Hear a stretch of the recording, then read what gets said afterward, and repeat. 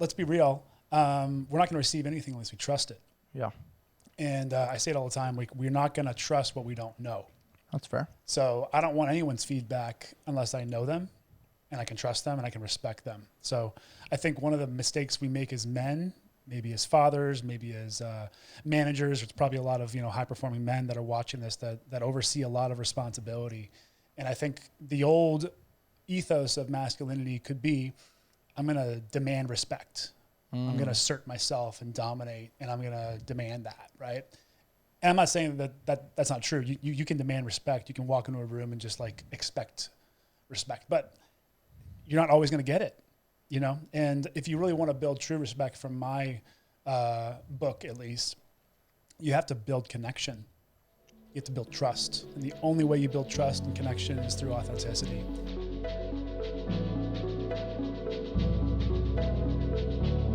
What's up, everybody? Welcome back to All Smith. Today I'm joined by my brother, my very close friend, a former Division I athlete, a men's coach, and the founder of World Class. He's a man who's walked through the fire of identity loss and come out the other side as a guide for others. After battling post-concussion syndrome and redefining his purpose beyond sport, he's made it his mission to help men reconnect to clarity, presence, and purpose. Today I'm excited to introduce the man, Q Williams. Welcome to the show, dude. What's up, bro? Good to be here.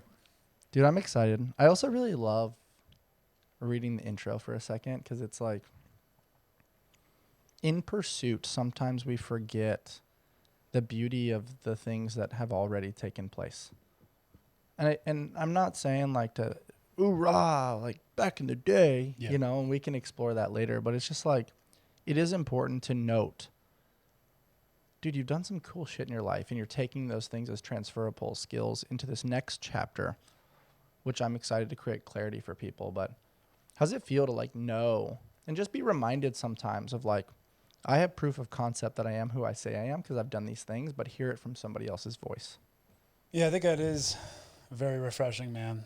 In fact, we just did this exercise in my men's group last night where we gave each of the guys, all 12 of us, a chance to be on the hot seat and receive feedback. Oh, nice. All the good stuff, all the opportunities we see in them as well, the greatness we see in them. And it's always so refreshing to see guys get a chance to receive their flowers while they're still living. Because when do we get our flowers as guys? There's so many like thankless jobs that we take on as men. And I don't claim to have a thankless job. I have a very like worthwhile and beautiful job, but it's been a long journey, I'm not a firefighter. I'm not an oil rig worker. I'm not a construction worker. 95 to 100% of those workers are men. But it is really refreshing to get that perspective, because I think we as men, especially myself, we can be very hard on ourselves. Yeah. Something, if I were to break it down to the root, and I'm not saying you're this way or everybody's this way, but I'm very much this way. It took me a while to learn how to receive. I was great at giving. I was great at seeing what was missing or a fault in somebody else and giving feedback or giving these things. It took me a second to like take my upper lip and my bottom lip and combine the two and completely shut up and really learn how to receive. How have you kind of absorbed that personally and then taken that ideation to share it with others within your men's groups? You mean like receive love? Receive love, receive feedback, receive help. I mean, the list can go on and on. Totally. Well, let's be real. We're not going to receive anything unless we trust it. Yeah. And I say it all the time. We're not going to trust what we don't know.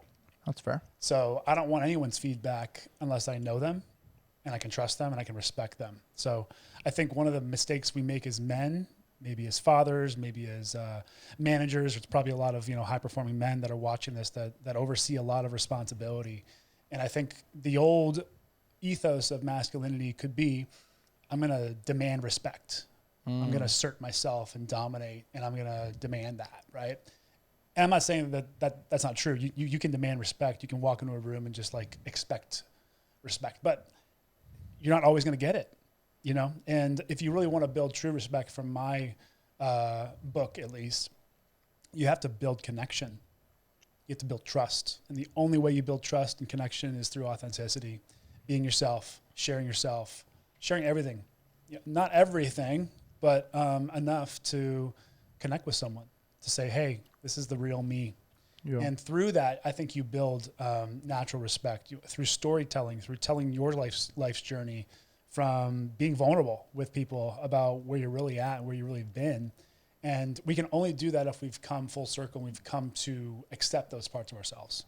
But so many men don't connect, don't build real respect, and don't build trust because they're ashamed of their past or ashamed of how they're showing up deep down. And so they mask it with like this bravado. I'm going to demand respect.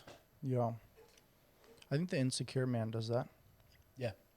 I think what you're saying is true when people are ready to receive it that way, in the sense of finally surrendering to the fact of, hey, what I'm doing isn't working. Maybe it worked in the past, but it's not working now. But I'd also challenge that a little bit and say like a Christian McCaffrey or a Tom Brady gets respect based on performance, notoriety, and how they carry themselves in the public eye. Are they overly vulnerable? Not really. Yeah. Do they tell their story? Maybe a brand does, sort of. Right. But they're doing this thing that gets attention, and they have something that other people kind of want. So inevitably, they get respect and they're marketable. That works until it doesn't work anymore. To me, that's shallow respect. Exactly. But it sells. Oh, it sells, bro. And so that's what I kind of want to start a conversation with today, is like seeing between the lines and realizing like, hey, there's a tension, which seemingly is a form of currency right now. Yeah. But like NFL stands for not for long. More often than not, like we do this thing and you get the respect in that moment, but then what's to come next? What's to come after that? Are you still loved for the thing you did 15 fucking years ago? Or have you developed that transferability to put that energy, enthusiasm, and that passion and that skill into something else? And I think that's at the root of something that you saw earlier. I don't see other people in the same niche as you. Is like, what happens beyond sport when that type of respect shifts? And I'm curious, like, how you kind of had the foreshadowing to peek around that corner to see that before others have seen that. I started asking questions. I got curious, really curious, because to me, the best way to find your purpose or to find curiosity is to find your pain, and to see something that moves you and frustrates you and moves like God within you. To me, that was, when I was a senior in college. I was going through my master's program, my 5th year, and I was learning about the concussion issue before I, as an athlete, had even really learned about it. And so no one in my coaching staff or the training staff was talking too much around concussions, but I was learning about this NFL lawsuit that was going on. And I learned that so many guys were having mental health issues beyond the game with that transition, but it was being cast as like, it's this concussion issue. That's what's going on. It's all the repetitive hits to the head that's causing these guys to take their own lives and have terrible lives after the game and be emotionally erratic. And I just was like, okay, maybe, right? Like maybe. And the more research I did, the more people I talked to in the space, the more doctors, the more researchers, the more I started to kind of peel back the veil a little bit. And I realized that there was a much deeper story to all of the statistics that we see. And so I realized, watching, for instance, like the Aaron Hernandez documentary, you learn about, obviously he was a killer. He was, a crazed guy, got involved in some really bad stuff, but nobody knew the side of Aaron that was a closeted bisexual in his locker rooms, that was like afraid to be who he truly was or who he thought he was. Right. And so no one knew that he was abused as a kid, no one knew that his example of masculinity was, it was kind of tarnished, right, throughout his life. And so he didn't really know how to be a man. He just found sports as this way to kind of fill a void. And that's all my projection. That's all my perspective, just from watching. But I started to kind of like notice like, maybe this was going on for a lot of other guys, in their own ways. And so I started to look at okay, if we can look beyond the brain disease that we're calling the CTE thing, let's look under the hood, you know, and say, what's going on outside of sport? Do these guys have the same tenacity and focus and skills that they have on the field as they do in their real life? Because if we look at an example like Tom Brady, I hate to pick on him because I love Tom, but Tom was one-track minded. And that's sometimes what it takes to get to that level of success, is a one-track mind of excellence on the football field. Did he have excellence in his marriage? Clearly not, right? That didn't develop. He didn't put that time in. In fact, you know, he chose his purpose, I think, in a lot of ways over his family, and might have forgotten or had misplaced judgment around how following your purpose does make you more, does bring more polarity to your relationship. Like following that is what a man is to do. Yet it's also not about you, Tom.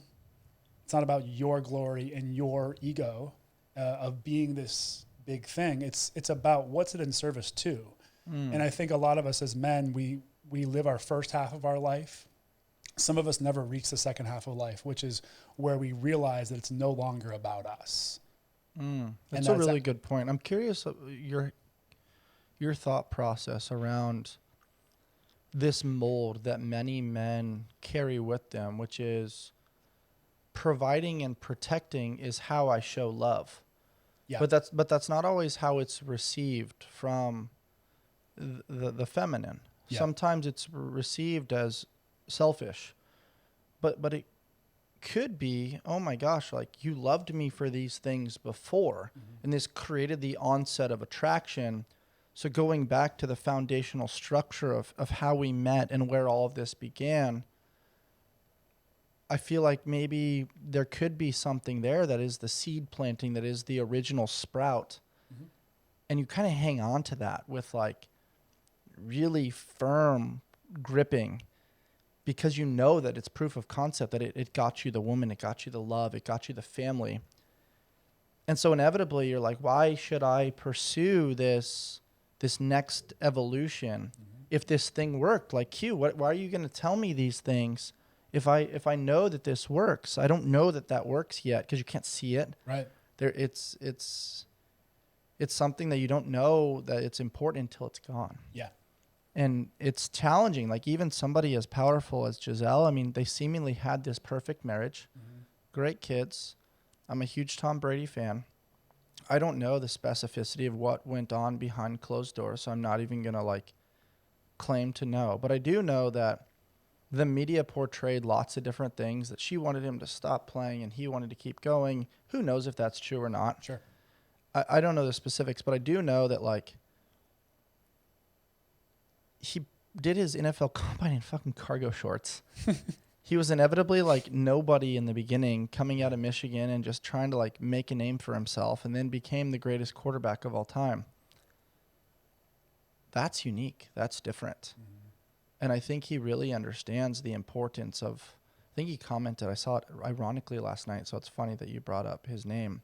He commented on a post by Patrick Bet-David around the best thing you can do as a leader and as a father is lay the groundwork for the next generation. Like, I think he gets that it's not about him. Yeah. But I think he also understood that he wasn't quite ready to get to that next chapter yet.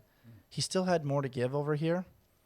And I also think that there's something there around this. If I provide, if I protect, I'm going to be loved by the world. Right. And I want to like unpack that a little bit with you, because I'm searching for it too. Like sometimes I'm like, baby, I got to go podcast. I got to go coach. I got to go to this meeting. I got to go to this thing. And she's like, I just want time with you. And I'm like, I know you do, but I got to go do the thing. And it inevitably comes full circle and supports the family and supports the vision, the mission, the tribe. But sometimes in that moment, as high-performing, driven men, it's not always received the same way we're trying to give. Yeah. Totally. Yeah, and I face that myself. I'm a busy guy. I have like 3 businesses essentially, and it's like I want them all to work, and I want the most important business, which is home life, to really work. one of my mentors, one of my good friends, is actually the former CEO of Kraft. The cheese company.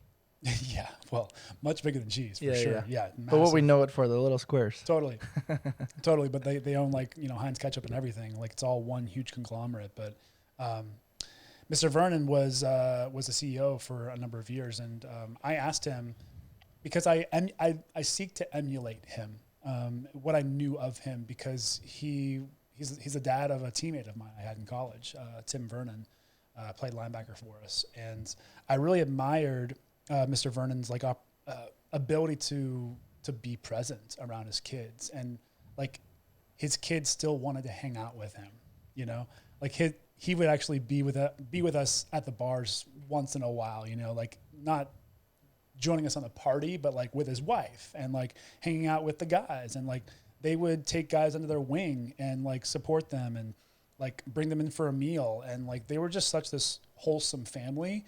And if you would meet Mr. Vernon, you would never know that he's the CEO of Kraft. That's cool. But he's just like that stand-up dude, and you could talk to him like for hours, and he just made you feel very loved and respected. And I always was so flabbergasted by that. Like you don't often see that, at least not in movies, or what we think of as masculinity. Can you have success in the real world and have success at home? And I was like, what's your secret to success, Mr. Vernon? Like, it's Peter Vernon. And he goes, Q, I once learned a very valuable lesson, which is that if you take care of things at home, things at work will take care of themselves. And that was pretty upside down for me at the time. That didn't make sense to me. Yeah. But here's how I want to like challenge that a little bit. Mm-hmm. Yes. But did you start there?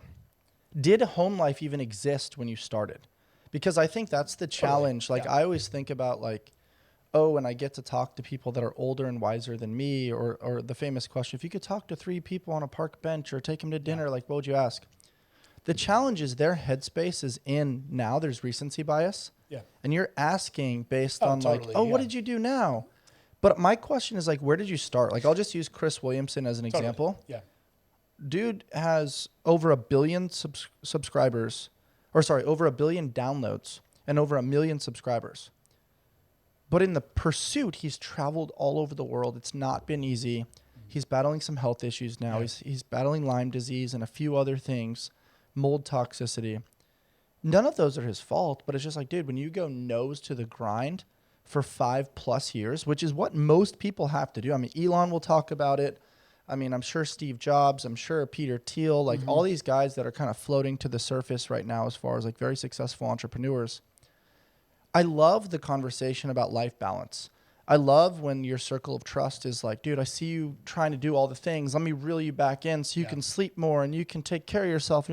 Like, I totally get it. But life balance is not really how you get to the optimal success. I haven't seen it yet. I don't have proof of concept of that yet. Totally. Jordan wasn't that way. LeBron hasn't been that way. Like, Kobe wasn't that way. I'm going to say something that might be a little controversial. Yeah, bring it. I talk to a lot of guys, especially former athletes, that just tell me whatever their next thing is, whether their next career is, they want to be the best. Mm-hmm. And that's what you'll get from the Michael Jordans, from the Kobes, from the Toms, from the Chris Williamsons. They want to be the best. Why? Like, can I ask you why you want to be the best? Because inherent in the word best is that there's a better and a worse. Right? And so immediately we're talking about judgment. We're talking about like better, worse, good, bad. And for many men, it literally is the Ricky Bobby quote, which is like, if you're not first, you're last. And that is totally faulty thinking. Yeah. It works in sports. It works in business until it doesn't.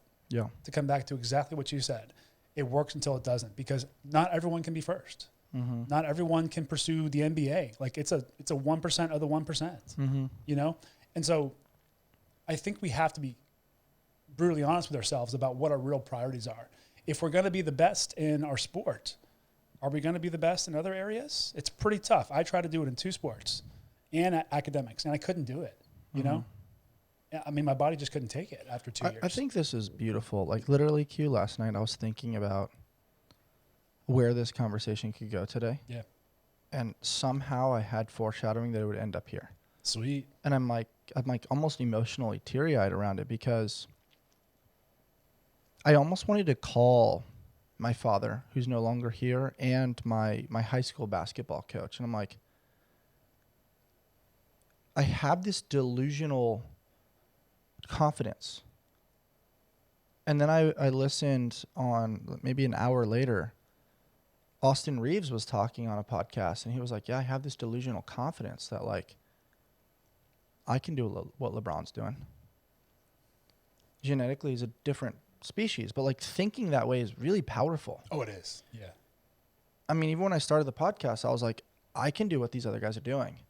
And I think what's interesting about what you said is that I think more and more with the world the way it is, there's so much distrust around science, around medicine, around politics, that people are very curious and malleable right now. And the one thing that I see in it all is that there's some sort of energetic power bigger than us. And I think when we can maintain that childlike confidence, that, like, I can go into that sandbox and I can make a 5-star hotel. Yeah. I can go into the kitchen and I can make a meal better than Wolfgang Puck. Totally. Tomorrow, I'm going to be the best firefighter in the world. The next day, I'm going to outer space. Yeah. The next day, I'm going to be Michael Jordan. There's something to that ideology that I think is so powerful that can be really dangerous too. But because of that, in my mind, I'm like, it's not so much about being the best. It's about the definition of success from John Wooden, which is peace of mind, knowing that you gave your best to become the best that you're capable of becoming. And I think for me, it's running from regret, not wanting to sit on that park bench at 80 years old and, like, looking at little Bryce being like, bro, you should have taken the leap. You should have done the thing. You should have tried harder. You should have, shoulda. Yeah. Versus, you know what? I tried it. And here were the I'm willing to suffer the consequences. And I think some of these other guys that you mentioned are, like, playing with this ego deconstruction, this relationship with ego, because part of it is beautiful and it, like, pushes you because of this belief. It's inspiring. It is. For most of us Americans. And then the other part of it is, like, you're an idiot. And it's like, yeah, I know, but you can't see what I see. You don't have the same vision, and I have to see this out. Which is beautiful. Or I'm going to drive myself crazy in my dreams, in my visions, in my daydreams, in my conversations with people. And so, like, within that is this paradox of life. It's like, yeah, let's find balance, let's find love, let's find joy, sure. And, right, multiple things can be true. Yeah. And I'm going to squeeze the fuck out of that orange to get as much juice as I can out of it. Totally. With the hope that it's going to be the best orange juice that it can be. And sometimes you get a cup full of seeds. Yeah. Sometimes you get pulp. Sometimes you get that orange juice. Yeah, and you're spot. The Trident family taught me something really important this last year, that we are all a bundle of stories, both good, bad, and everything in between. All of their cold brews remind their customers that they are part of something bigger than themselves. I start my day with the Sweet Cream Cold Brew as I am prepping my mind and body for fitness, service, coaching, and podcasting. With various locations in San Diego, they offer over 14 nitro cold brews and a variety of specialty drinks. You can find the perfect brew and pair it with one of their treats from the Keto Bakery. You can check them out over at tridentcoffee.com and use code ALLSMITH to take your coffee experience to the next level. And you're spot on, man. And there's something so motivating and inspirational about people that are achieving the best. It lights something up inside of us. And I think that's the creator energy in all of us that wants to come out, because I believe we are here for a reason. We all have a unique reason for being here. I think we have several reasons, but, like, we choose a path that is uniquely ours based on our skills. And here's what I'll say about what you're saying here is that the paradox of all this is no matter how strong that is, just because you can doesn't mean you should. And this is a blanket statement for masculinity in general. just because, this is the manosphere. If we want to talk about masculinity and definitions around masculinity and what a man should do, Jordan Peterson, I know he's going through some health issues. He would say a man should be dangerous, capable, yet he shouldn't exude that danger and that violence unless he has to. He shouldn't wield his sword unnecessarily. Right. And so there's a restraint that we have to have as men that I think right now is highly devalued. We've lost our restraint as men, whether it's sexual urges, whether it's social media urges, dopaminergic urges, urges to climb the ladder or pursue the path that's going to make our ego feel good versus what our soul's going to feel good doing. And I think we really need to talk about, just because you can, go to the NFL or be like Mike or be like LeBron, doesn't mean you should. And so I easily could have been in the NFL. I think I could have had probably a 5-year, maybe 10-year career if I really wanted to. But honestly, that was never my calling. I was happy going to college and achieving a 5-year degree and getting my master's and playing 2 sports. And it's like, I'm good. I'm happy. I'm content. I took a chance and got to try it with the Bears, but I was content with walking off that field with an L. That's okay with me. But I had teammates, Brian Peters is a good example. Brian, exceptional breathwork facilitator now, runs a really awesome mental performance company. But I remember when I was finishing up, Brian told me, he's like, I'm going to keep playing until they tell me I can't anymore. And I was like, good for you, dude. I'm stoked for you because you've made that choice. Me, just because I think I could follow in your footsteps and do the same thing and go to Canadian football and make a team there, and then make a special teams team in the NFL. He played for the Houston Texans next to J.J. Watt, and then earn a captain spot on the Texans. What a success story. What an incredible, inspirational story. And that's just Brian to a T, right? But I wanted to be Brian in a different lane. You know what I mean? I wanted to be a Brian outside of the football lens. And so that's where I spent my time, you know? And so just because you can doesn't mean that you should. Yeah. There's also so many levels to that conversation too, right?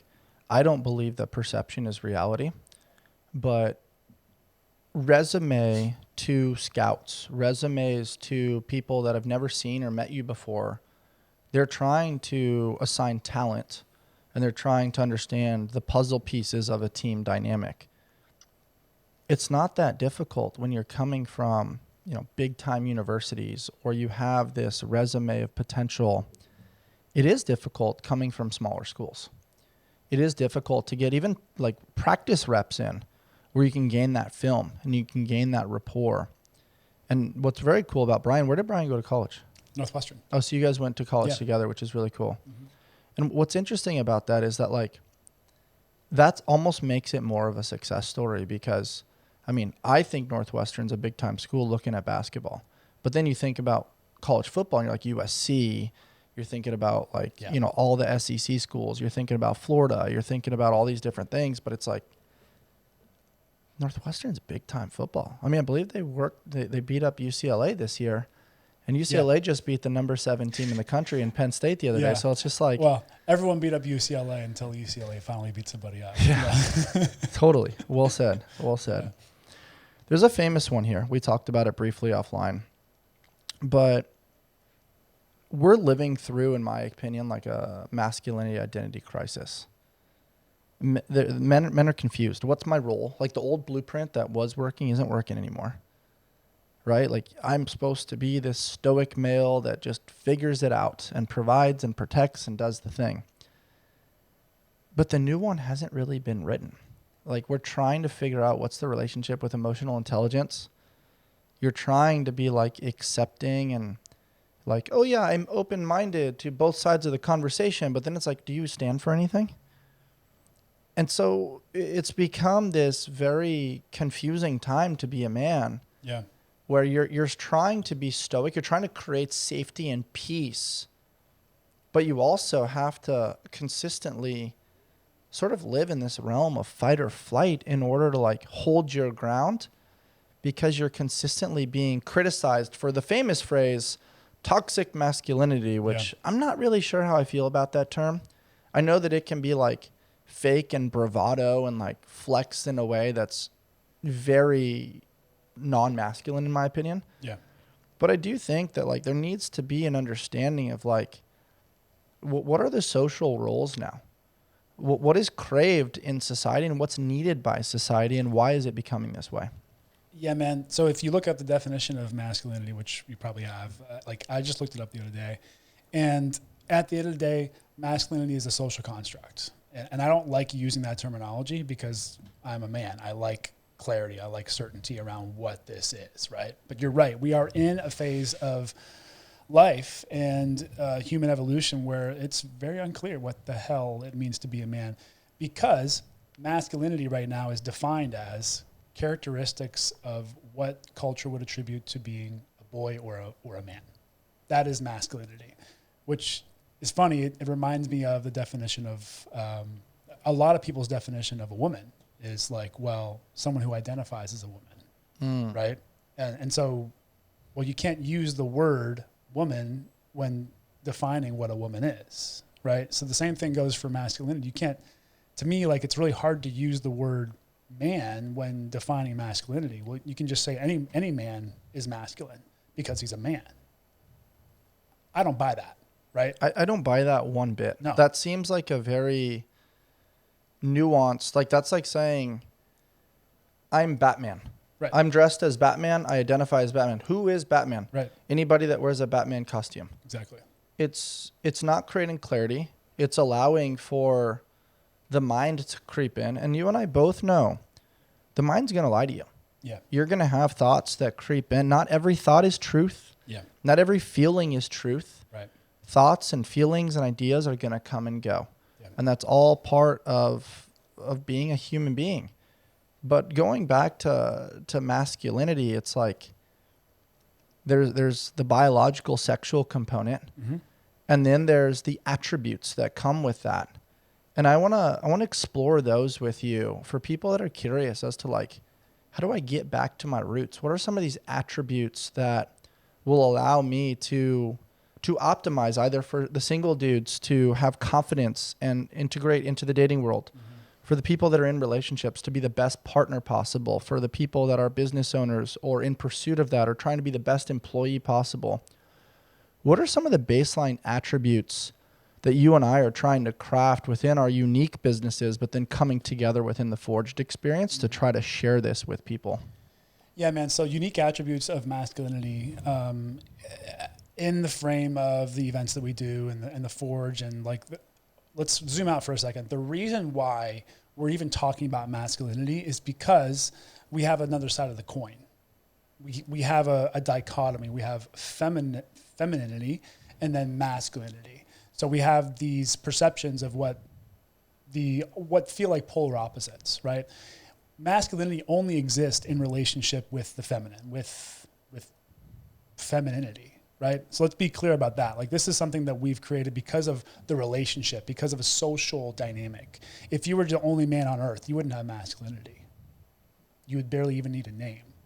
But the fact that we're engaging with others means that we have to decide what our identity is, how we identify. Before we get into that, like to create clarity, okay, women are capable of producing children. Yeah. Right. And like, I know Charlie Kirk did a great job of like, I'm going here. Yeah. Okay. That's what I want to kind of be clear of first, because that sets the foundation. Yeah. And then from there, you kind of go through the roles. Exactly. So, so let's talk about biology, what we are uniquely capable of as men. The reason I'm touching on the relational component is because, you know, most relationships are a man and a woman, right? Most dynamics, whether it's in business or in a team environment, there's a leader and a follower. There's a leader and a helper and a supporter. And that dynamic shows up in our romantic relationships by and large, right? And whether you're in a same-sex relationship or whatever your relationship is, there's always going to be someone that leads with masculinity, and there's going to be another who leads with femininity. And the interesting thing about that is even in your masculinity, you have feminine components. So I want to talk about masculinity as a whole, like I would say this cup of coffee. As a man, as a thing, we cannot exist without both masculine and feminine components. And so we have within us coffee, we have creamer, we have sugar, and then we also have the container that holds it, right? We have the structure, this plastic, this paper, this structure. That is the masculine of this coffee cup. And the feminine is the coffee and the creamer, right? But without both of those things, we are not a complete person, whether we're a man or a woman.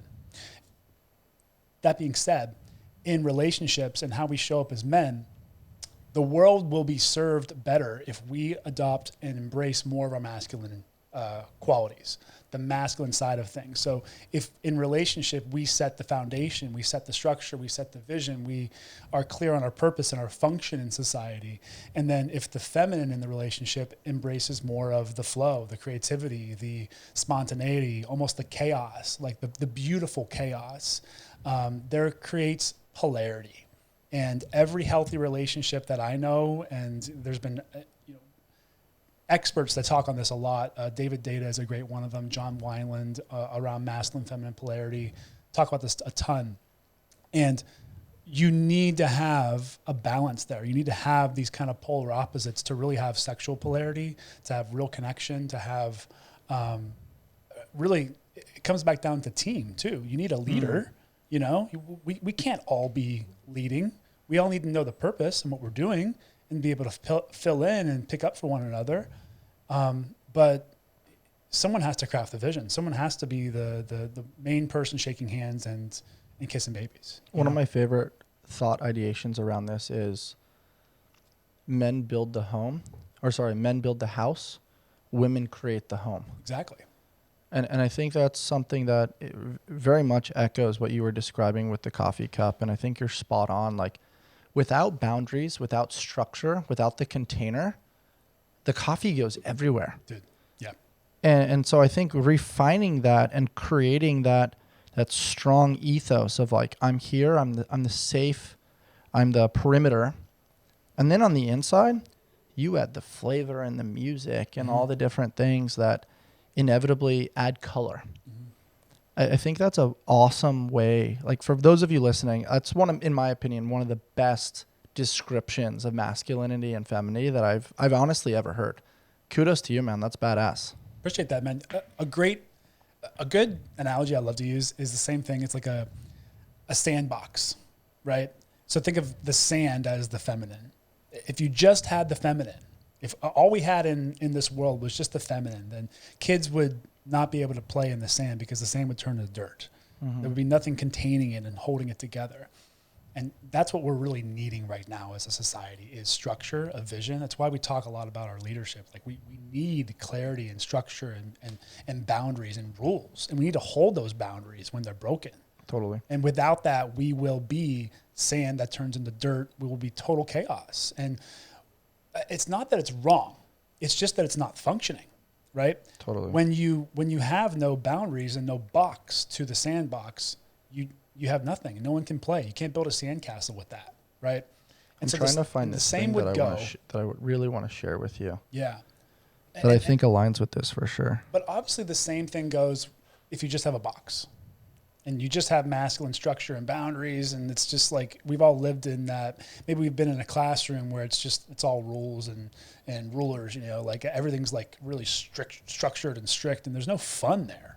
The best football teams I ever played on had really strict rules, but during warm-ups we would play some crazy music and we'd like kind of get jiggy with it, like really fun, and like we'd be dancing around, and like that created this balance that I think we all need. We need to be able to play. We need to be able to have fun and have that chaos. I love that. We need them both. You really do. Too much structure and too many rules, as described by my healer.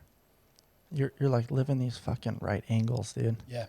And it's like you Yin need and that yang right flow. here, bro. Totally. That's you and me. You need that flow, like get out of your head and into your body.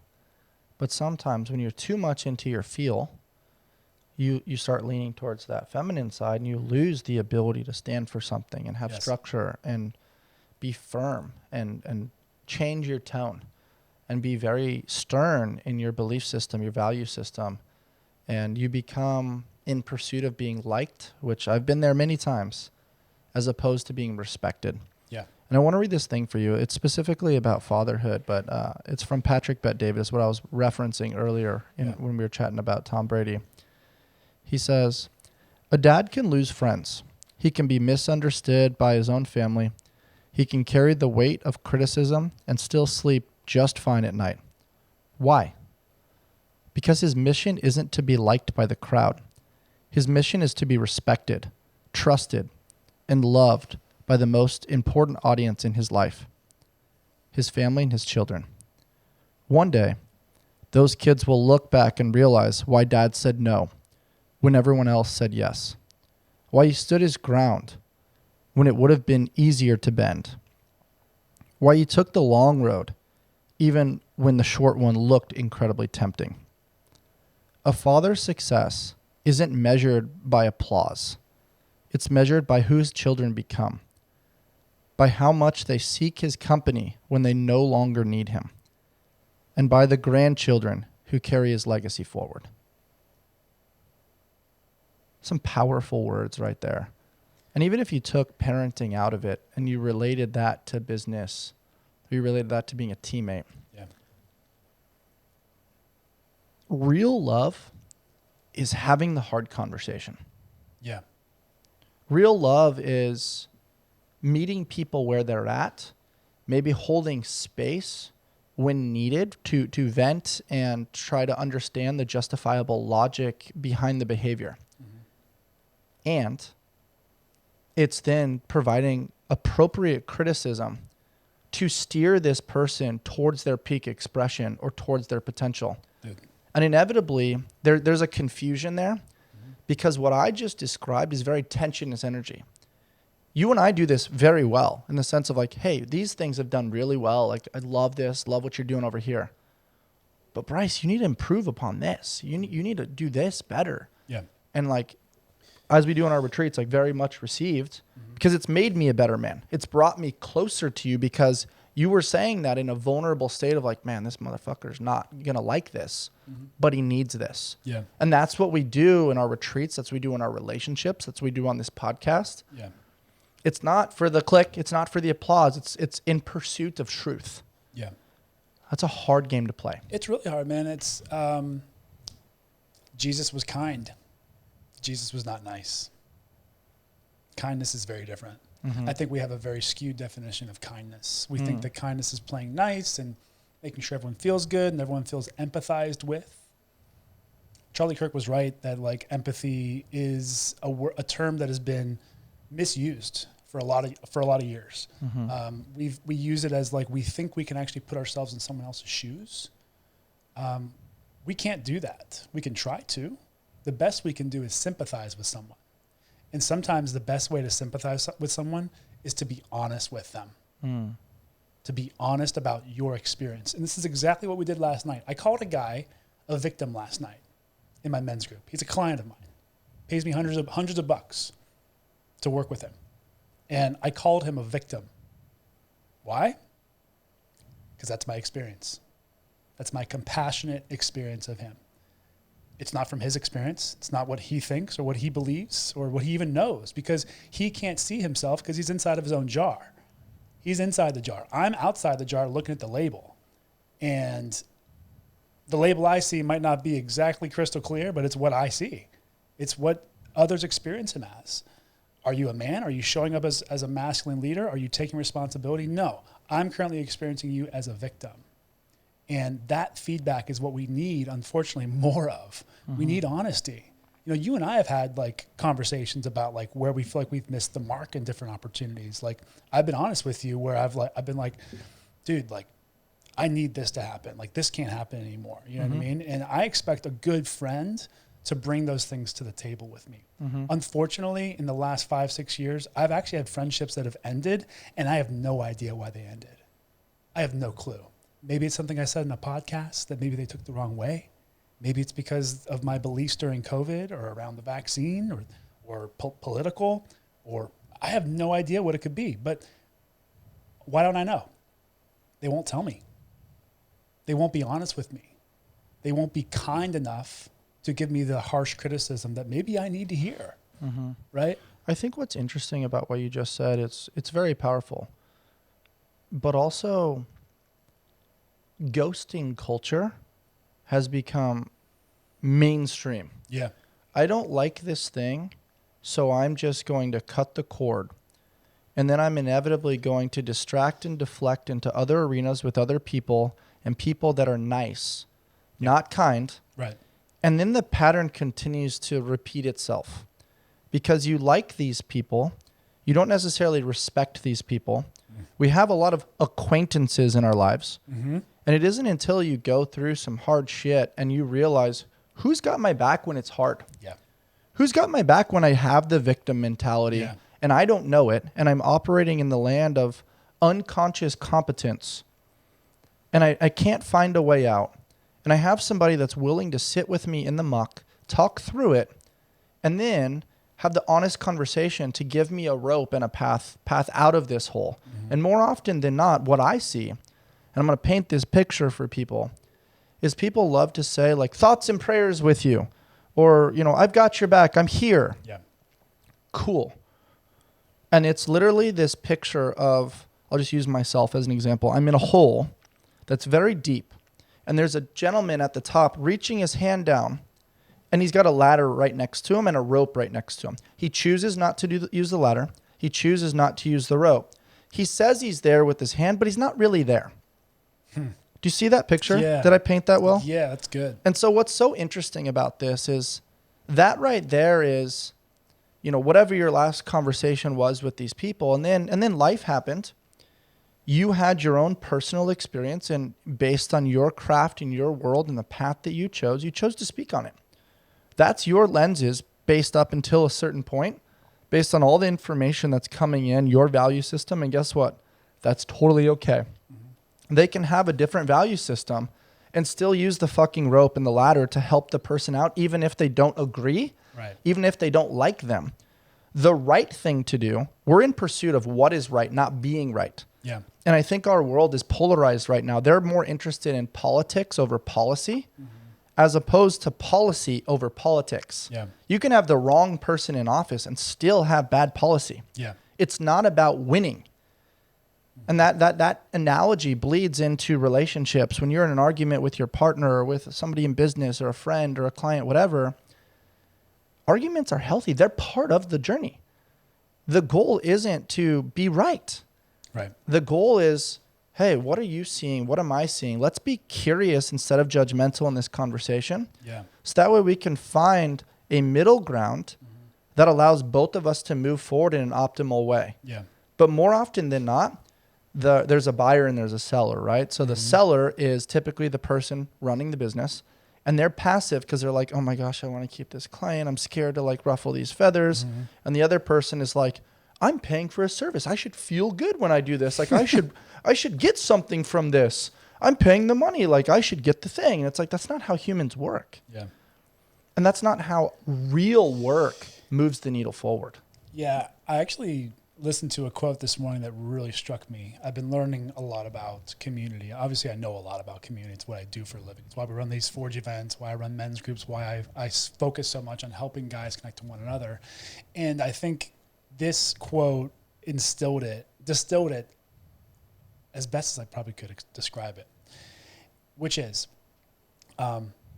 there's kind of two ways to go about life. There's this hyper individualism that we experience in our culture right now, like where we want to go and have our freedom and our self-expression. And it's much of what the new age community is kind of built on, is like, I'm going to express myself. I'm going to follow my path. And there's gravitas in that. There's benefit in that. Yet it can sometimes be idolization of self that happens there. And we get so caught up in like, what are my feelings and what do I want and my preferences? And we totally lose connection with a greater God-given purpose. And so this other path is, and keep in mind, there's a lot of pain in that path too. There's a lot of pain, but there's also pain in the interdependent path, which is accepting that I'm going to suffer when I say, I commit to you and I'm going to stick around.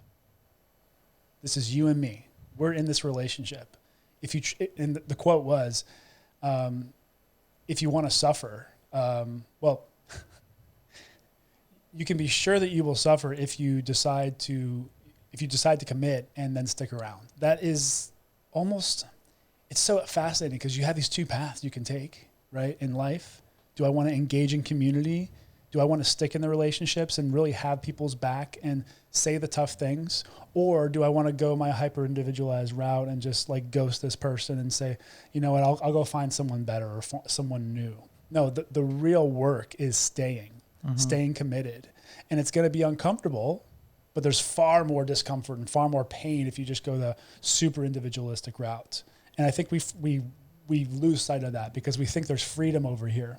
But I think that's the devil trying to tempt us. I think right here, where you commit to something, you commit to kinship, connection, and you say, I'm going to be here whether you want to or not. I'm still here.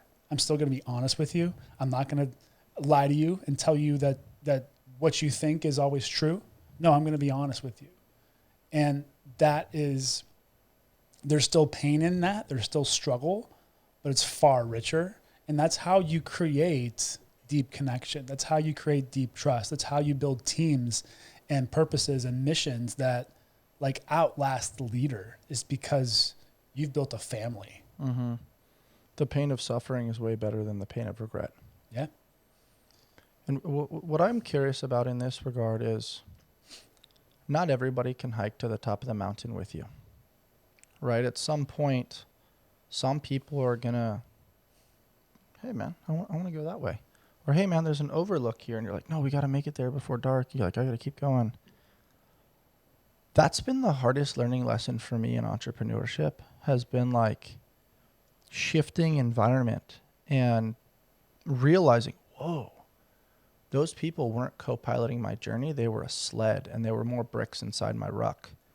And that wasn't a judgment over one or two experiences. It was over the course of time realizing I want my life to look different. My value system is different. I checked that box of the season of life that they're in. I'm ready to move on to another one. But then you sit with that guilt of like, am I choosing the lonely path? Mm-hmm. Am I choosing to not do the hard thing? And in my case, like I try to do the hard thing first, and I realize, okay, that doesn't work. And I end up having to backtrack and go. And then I end up revisiting, backtrack and go. And people see this in relationships. It's like, oh, like maybe my ex has changed now. I'm going to go back. Totally. And it doesn't really ever work, maybe in some cases. Mm-hmm. But it's like being able to go back authentically with an open mind and then realize like, what is this lonely path? Why did I make that choice? And why is this choice better, or why is it worse? Yeah. And realizing like you're going to suffer either way. Yeah, you are. But not in a bad way, in mm-hmm. a learning way, in a courageously explorative way. Totally. Yeah. And the reality is like a lot of people aren't willing to stay in the relationship and be in that kinship with us, that committed situation, and continue to be honest. And so we can do our best and be honest, but we can't guarantee that they're going to be the same way. Mm-hmm. So we can't, expect them to drink the water when we lead them there. So sometimes we do have to go out and find our own path. And I agree with that wholeheartedly. Can't control people. Has the pendulum swung too far from stoic strength to emotional confusion? We used to be all stoic. I don't talk about things. I just shove it down. I'm going to go to work. I'm going to come home. I'm going to play the different roles, wear the different hats. And now it's like emotionally, men are just lost. Yeah. I think it's neither. I personally believe that it's just misguided and misdirected emotional awareness. We think that being emotional is wearing our heart on our sleeve and telling our partner and everyone around us everything that's going on in our life. That's a really good point. Yeah. Like emotions have to look a certain way. Yeah. Yeah. And we think we just aren't, we kind of have our training wheels on still a little bit when it comes to emotional awareness as men. We're kind of relearning what it means to be emotionally intelligent. By the way, for all the high performers listening to this, like I think it's 75% of executives believe that EQ is more important than IQ. Because you can relate to people, you can connect with people, you can go further, you can manage your own emotions. But you don't always have to do it alone, but you also don't have to dump all your emotions on your spouse or your therapist. What would it look like to share your emotions vulnerably with other men that actually have your back? that you can count on, that are going to keep this between you and me.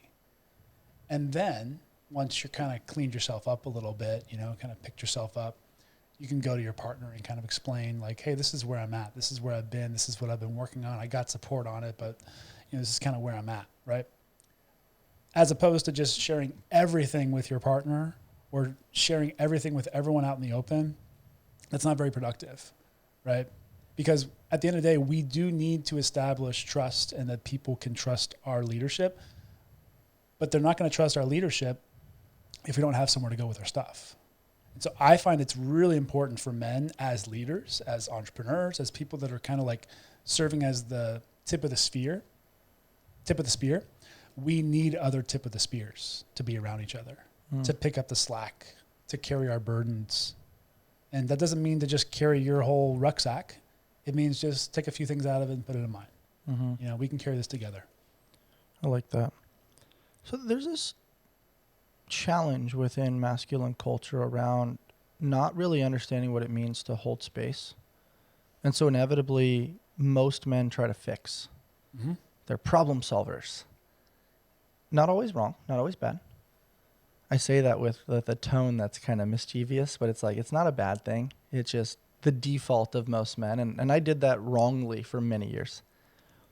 But what's tough is in the workplace, when you're a coach or you're a facilitator, sometimes your role is to hold space, but you're also challenged to provide a service, as you said, what to do with their stuff. Yeah. And so there's this pressure of not necessarily trying to fix, but doing something, feeling like you need to do, rather than just kind of be with them in the muck. There's a pressure sometimes there. And I've heard it from other practitioners. Oh, like I did a great job listening to this person vent and this, that, and the other. And then they canceled their membership or they canceled their subscription. They lost the business and they were doing what they believed in their whole heart was the right thing to do, knowing that they were going to do something with their stuff eventually. Yeah. But in the beginning, it was like, you just got to get it out. And then there's the other side, which is friends that have that type of empath energy, parents, significant others. They kind of play that role, but because there's like that family tie or that like emotional connection or physical connection, there's a bias. Like there is power in having the third party, whether that be a coach or a therapist or something like that. And that's what I'm curious as to how you play with those unique challenges right there, because oftentimes you don't have to do anything except create the container. Mm-hmm. But that doesn't always align with the expectations of the patient or the client.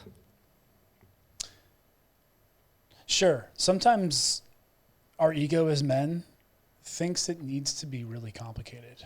And we think the complication and widgets, and we think that we need a new morning routine when really what we need is a little bit of brotherhood, a little bit of connection. And it's more of a soft skill that we need to learn than it is like a hard skill.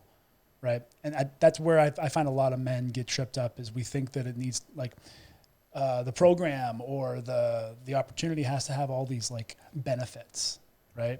But this is the trick of sales, is like, don't talk about the benefits, talk about the impact, talk about the soft skills, talk about like how you're going to feel from this. And that is what you can measure like weight loss, you can measure strength gain, how much more someone's lifting. Right. But the stuff I'm talking about, it's more around like, man, me and my wife just feel like the best we've ever felt, you know?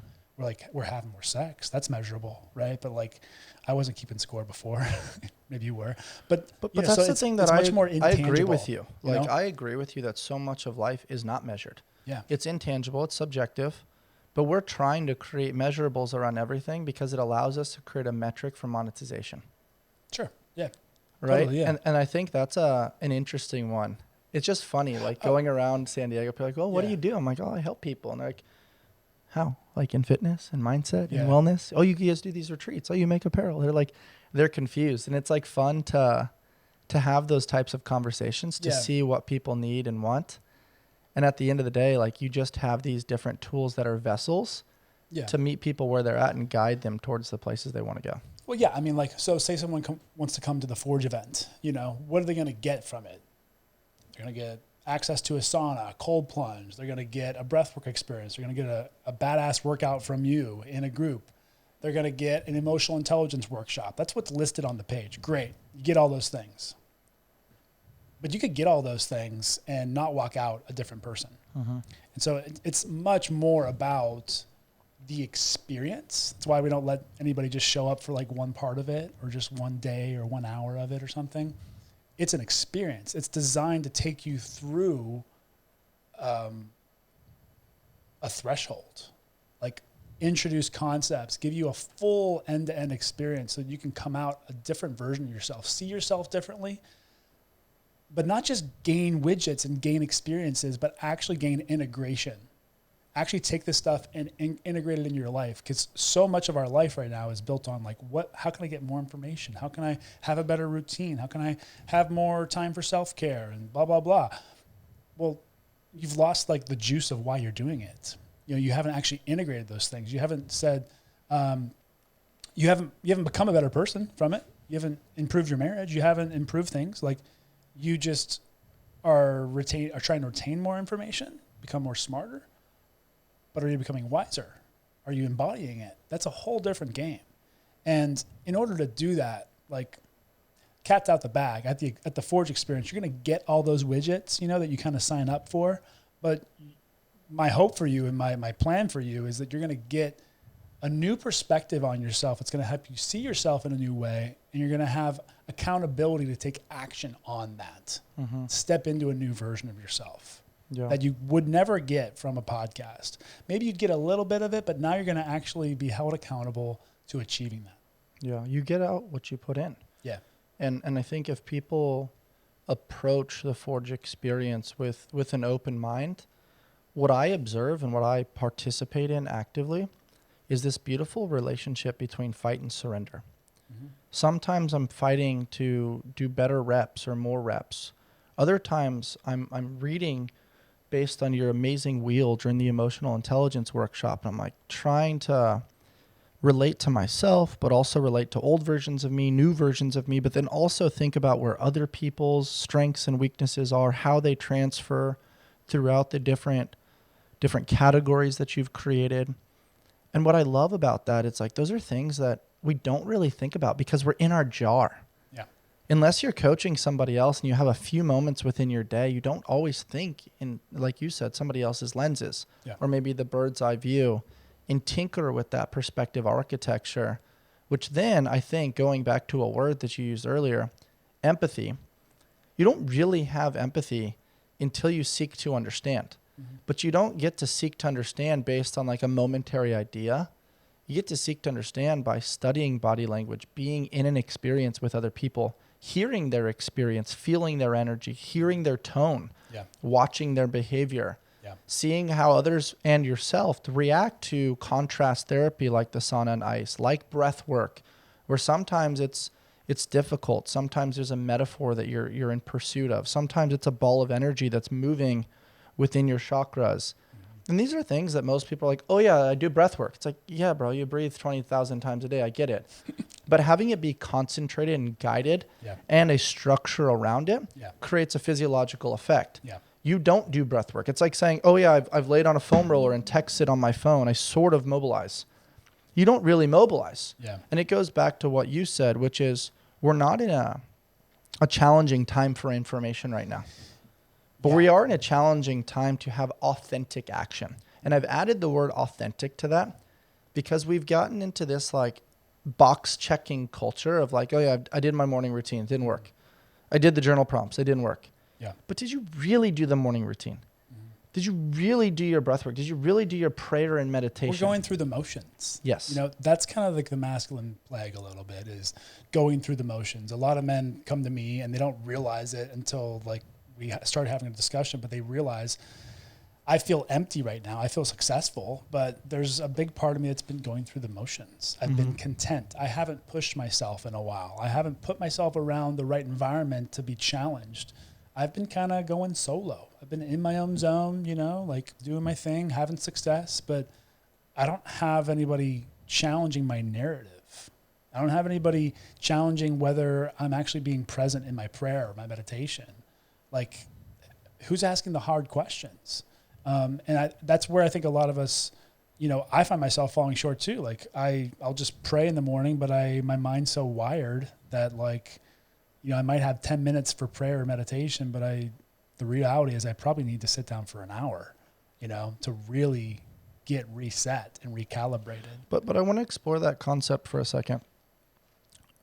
I think the challenge of men's work is that the benefits don't land on metrics. Yeah. Right? And I'm going to allude to what you just said. They land on what you can feel, but you can only feel it when you experience it. Right. So attending or doing it consistently, like I know for me personally, spending time with you and spending time with my healer has 10x'd my life. Mm-hmm. I've met my wife. My business has improved. I sleep better. Yeah. Everything in my life is better. And when I go 2 or 3 weeks and I don't actively participate in those things, I notice a huge difference. Right.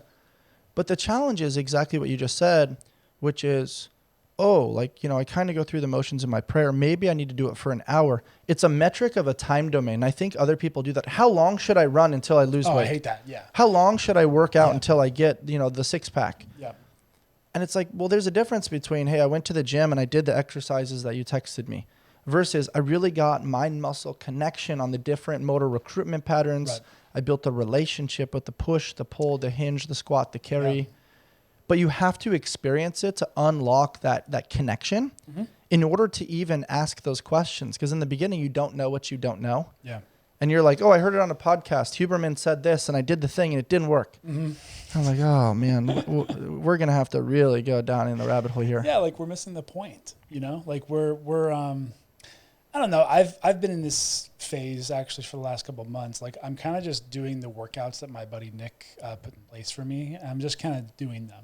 Like, cause I want to keep doing them, but I had a better goal in mind before and I was like really regimented and I lost all this weight through it because I had a goal in mind. I knew why I was doing things and I was very intentional about what I was doing. But now I have much more free flow with things and I'm not getting nearly the same kind of results because I'm just kind of like not fully bought into it, And I know that needs to change. I know that needs to adjust and I need to get back on like, okay, what's the purpose of this? Where am I trying to get to? More importantly, what's the identity I'm trying to become through this process? How am I trying to change myself fundamentally at the cellular level? And, it's really, this kind of comes full circle to everything we talked about, which is like, it's really about identity and where you're hanging your identity. If we want to change our habits, we need to shift how we see ourselves. And that's going to, James Clear even says it in Atomic Habits, like you can read this whole book and take nothing from it, but take this. Your habits will be best changed through an identity change. Mm-hmm. It's about who you're becoming. It's about you embodying and envisioning and imagining and surrendering to that greater version of yourself. And then all the habits will stack up on that. You know what I mean? Because if I decide I'm going to be a guy who sits at 205 all the time, then I will become the guy who sits at 205 pounds all the time. But I haven't consciously made that decision, so I'm fluctuating between 215 and 230. You know what I mean? I haven't fully made that decision. That's who I am. Mm-hmm. And that's where I think we miss the boat sometimes as men. I've fallen victim to it myself. Something that's interesting here is stay on the hunt for who you've not yet become. One of my favorite quotes, been our tagline on the podcast since the very beginning.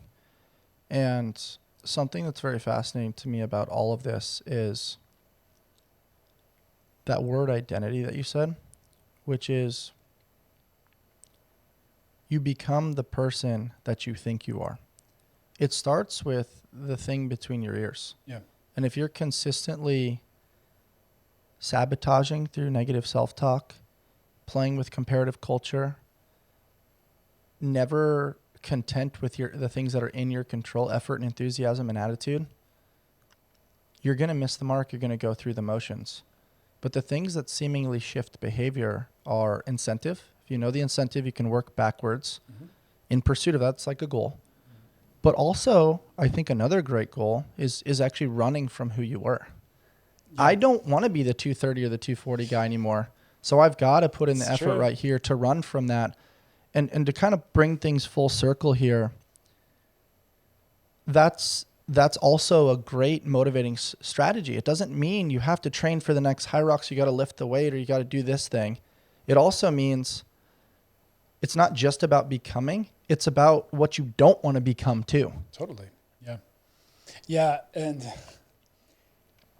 fear's a good motivator. I don't want to become like my dad, or I don't want to be that guy who's, overweight. I don't want to be the guy who loses his marriage because he forgets how to lead and stops leading himself. Like, unfortunately, I've had a lot of guys come to me or come to our events out of fear. They see something going on. They're like, I don't want that. Like that shook me to the core. Right.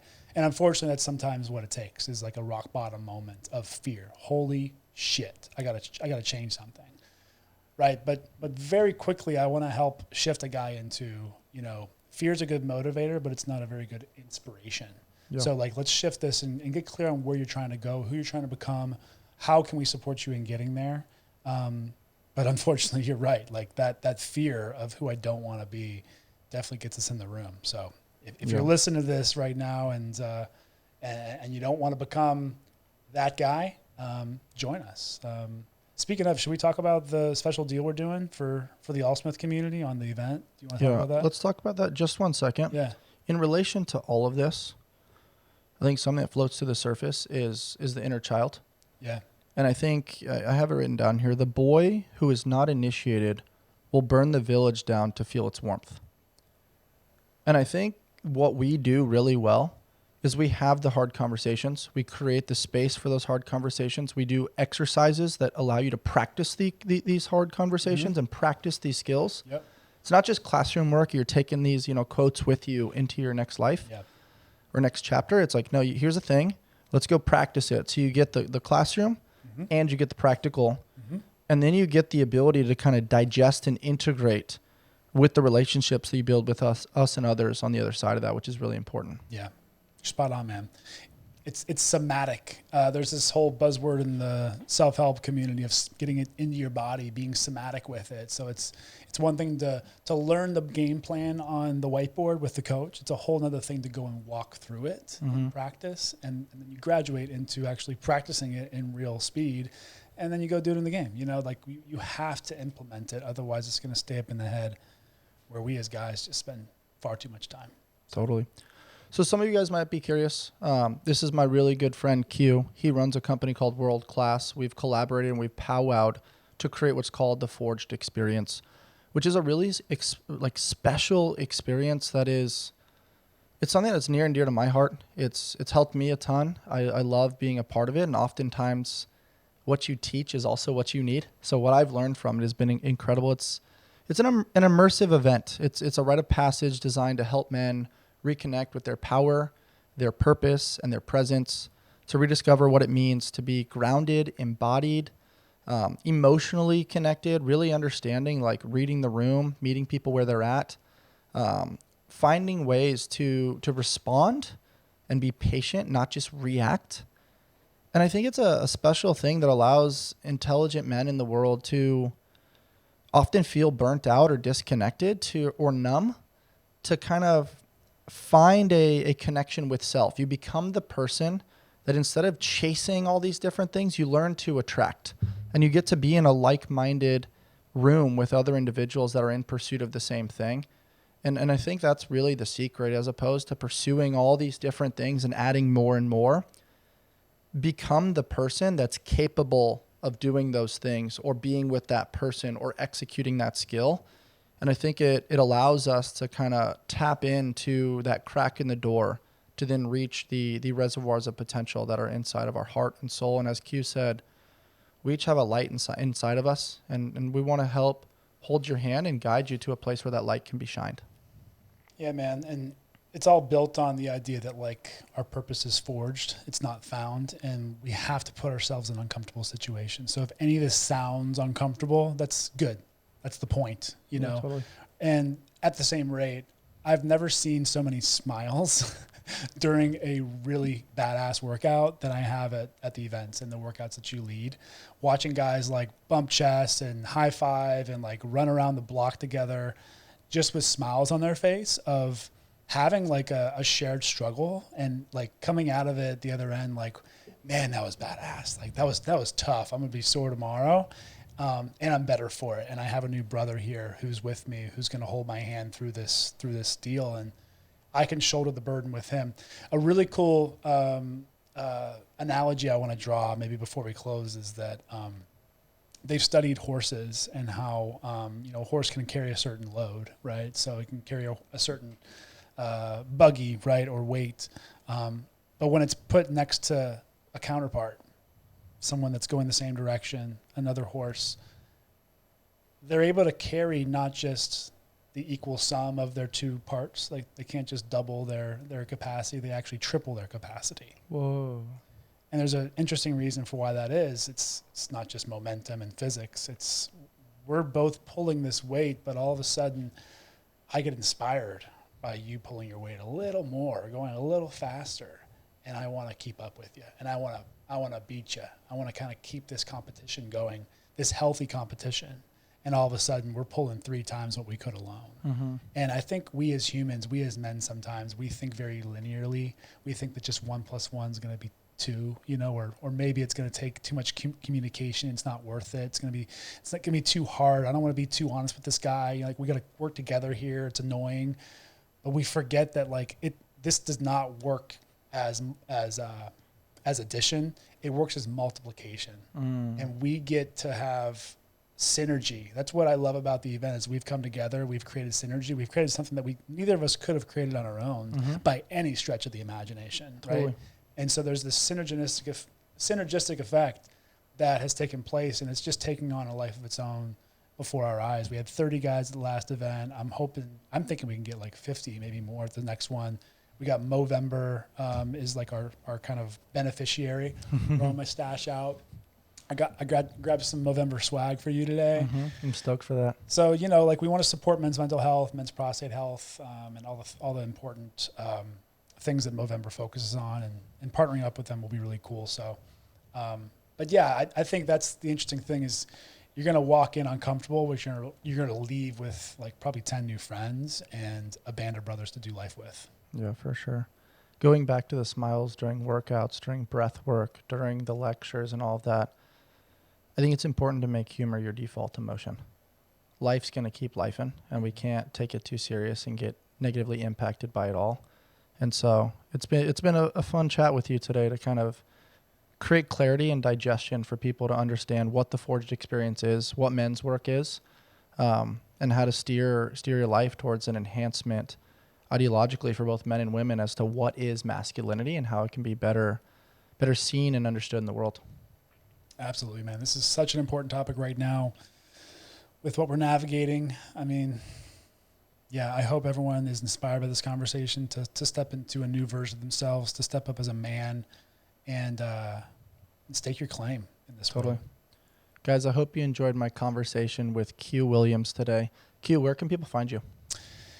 q-williams.com or just on Instagram, at Q Williams with 2 underscores at the end. And for all the listeners, if you want to come out to the Forge experience, we're doing, use code ALLSMITH when you sign up for this event. We'll give you guys 15% off, and then that's a pretty special deal. And then you'll get a private session with myself or Bryce if you want to do that as well as a nice bonus to this community. Very cool. Can they find that on your website? Yeah, they can find that on the website as well as in my Instagram bio. It's all there. Or just DM me the word Forge, and I will get you the info right away. Very cool. Guys, thank you for listening. We'd love to see you at the Forged event. And as always, stay on the hunt for who you've not yet become. Until next time.